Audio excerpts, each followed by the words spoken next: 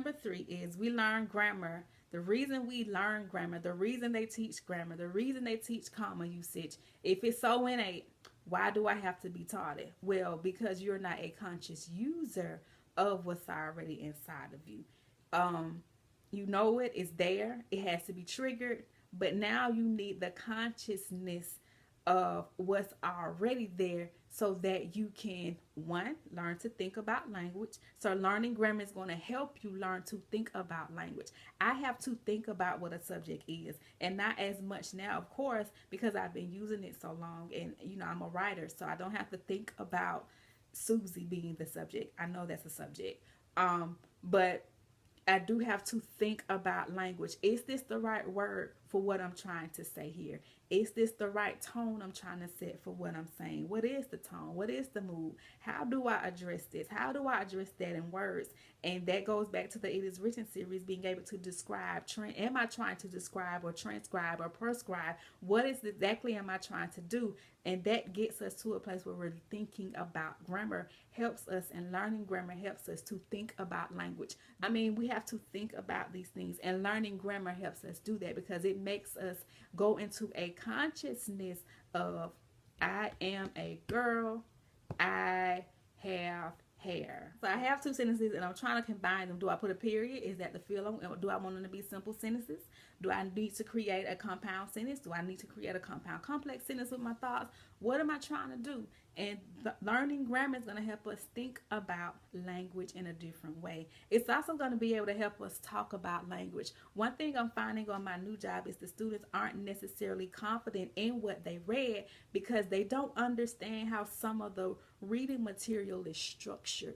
And by structure, why are these sentences put together like this? Why is this comma over here and not over there? Like if you are actually reading literature.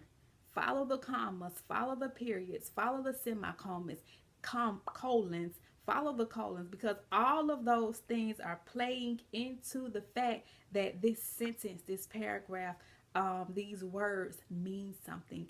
And you'll be able to talk about language. You'll be able to talk about what the purpose of the main idea, and talk about the details of y'all can probably tell I'm getting excited. Talk about the details of a passage based solely on the grammar.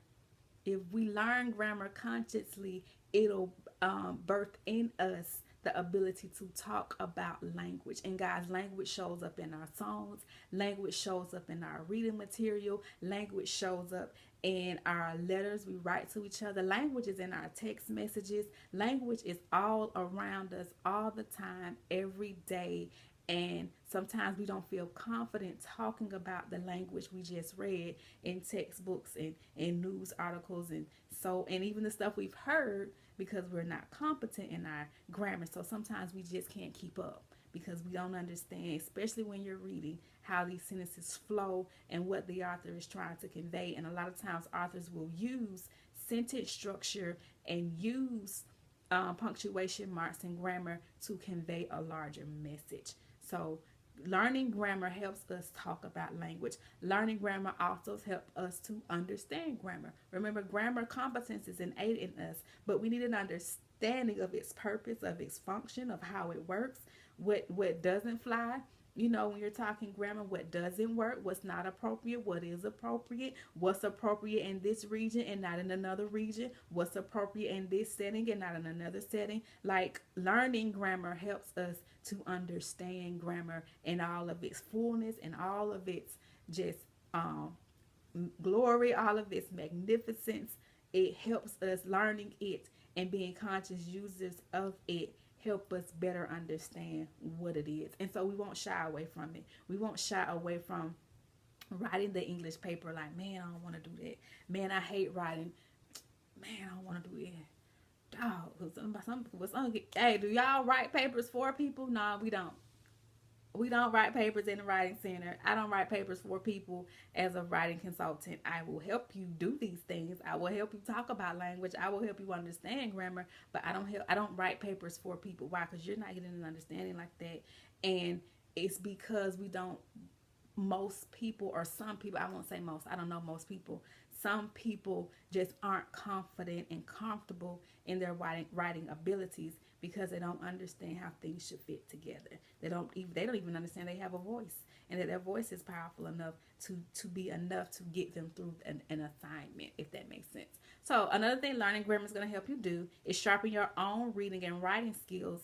And then once your skills are sharpened, you can sharpen the skills of others. And you'll know when your skills are sharpened enough and exactly where they're sharpened enough, because you'll be able to teach it to somebody else. So when you're able to teach a subject, and this is across the board, whenever you're able to teach someone else something else, then you know that you got it. We can all, and I got some examples here for us. We all can spot grammatical errors in other people's works. We see the inappropriate grammar usage on Facebook. We see the inappropriate grammar usage in the YouTube comments. We see these things, and we know YOUR is not you are, it's your. But we see it being used wrong, on various social media accounts and this, that, and the other all the time, and we can spot that. Typically if we're looking for, or we don't even have to be looking for it, you can just be scrolling like, nah, that's not right. But you can go check one of your own messages and see you use the word inappropriately. Human error, yes. We've gotten lazy, I think, through text messaging. So I think we're just not as sharp in even going back and proofreading work. So I think that's another issue. We just don't proofread as much as we should because of the use of technology, and it's so instantaneous, it's so fast, it's so quick that I just y'all know this thing with autocorrect.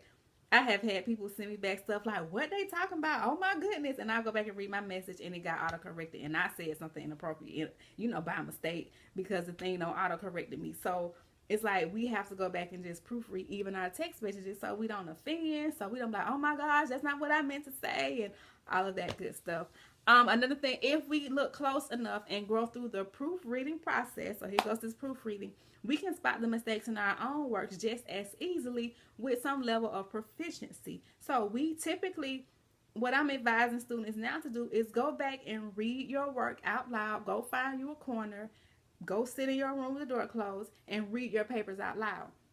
You read your own paper out loud, word for word as you wrote it. You'll find a lot of mistakes. You'll find where you put the wrong there. It should be, you're talking about going across campus and you put THEIR that includes people instead of THERE. Those kinds of things, we typically can correct those and find those mistakes on our own if we would go through the proofreading process. Why? Because grammar is in us. We already know this stuff. And most of us, it's already been triggered. So the ability to use it, the ability to correct it, the ability to spot it when it's not right, even in our own stuff, specifically when it's our own stuff, it's already there. And so if we go through the proofreading process and actually go through and read our papers word for word, we'll be able to spot those mistakes, and we won't turn in stuff that's not quite right. Some of my statistics that'll go up this week, if they haven't already posted, talk about, hey, you may not be getting a promotion simply because your grammar is off. People assume your higher managers, I believe the quote said, if you can't use it and its, or its, ITS, and it is appropriately, then they're not going to trust that you can do higher up or higher level thinking, because they don't think that the critical thinking skills are there. Who knew? So that you see the advantage writing gives us, in general. Writing is an advantage. Guys, writing is a weapon, in my opinion. We can do a lot with writing. We can advance in our writing, especially now in an age where it's not as treasured. And by treasure, I mean to send an email full of errors is okay. We'll send an email that has tons of errors in it, and not think any. We'll type it up and just send it and not go through the proofreading process.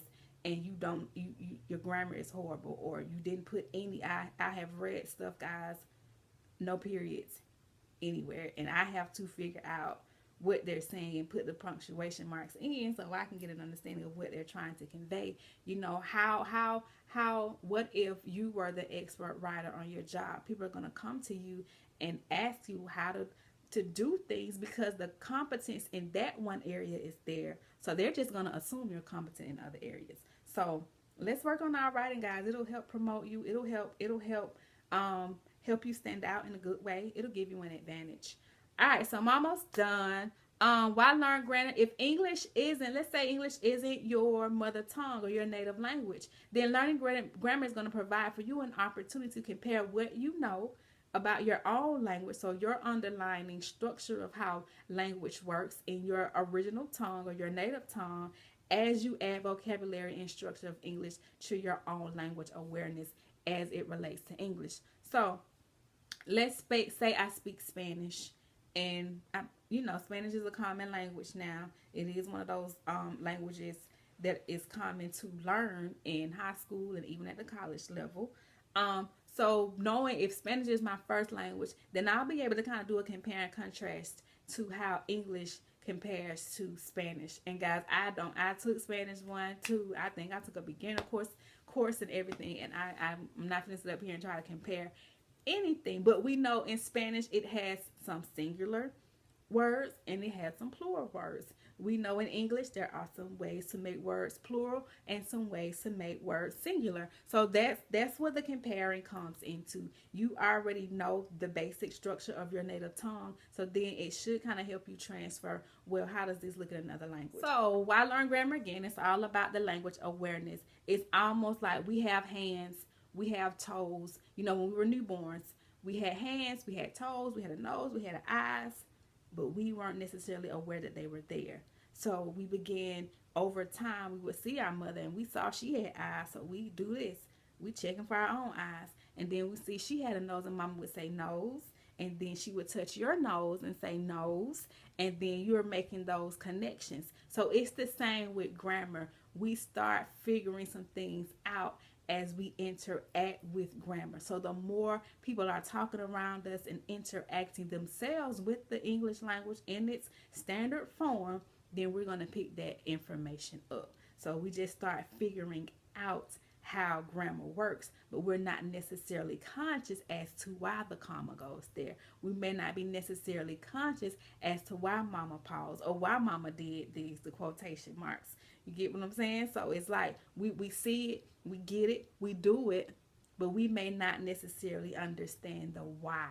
So that's why we learn English grammar. We do it, we get it, we see it, we know it, we can recognize it, but we may not know why that's a comma splice. We may not recognize why that's a fragment. And you have to be, once you can explain it, then you know why. Then you get it. You actually get it. You understand it. And then I have a statistics for you guys that I'm going to leave you with.